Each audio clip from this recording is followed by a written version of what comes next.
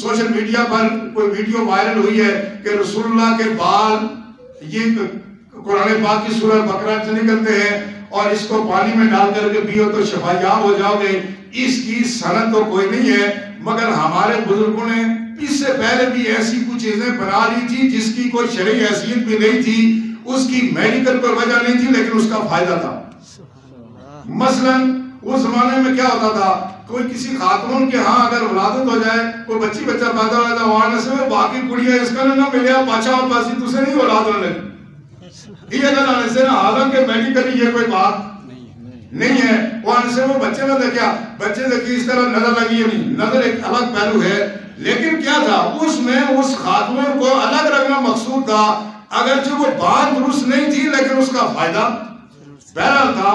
تو اگر کوئی آدمی اپنے ہی بال پہ پانی ڈال کر کے پینا چاہتا ہے اور مسلسل پیتا رہتا ہے، تو آج تو یہ ڈاکٹر بتا رہے ہیں نا کہ آدمی جو مسلسل پانی پیتا رہے تو اس وائرس کا مسئلہ کیا ہے. یہ وائرس اگر منہ میں جائے تو آگے دو راستے ہیں، ایک ہے پھیپھڑے کی طرف، دوسرا ہے معدے کی طرف.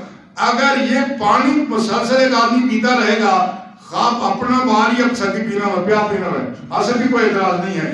وہ پانی پیے گا تو کیا ہوگا، وہ جراثیم اگر چلا گیا نا معدے میں تو انشاءاللہ اس کو وہاں پتہ چل جائے گا کہ میں کہاں آیا ہوں. ہمارے معدے کے اندر جو پیپٹک جوس ہے، ہمارے اندر رطوبت مہندی ہے، یہ اس کو وہاں ختم کر کے چھوڑے گی. تو اگر کوئی آدمی یہ سمجھ کے اپنا بال اگر بھگو کے پیتا ہے، ہمیں کوئی اعتراض نہیں، لیکن اس کی کوئی شرعی سند نہیں ہے.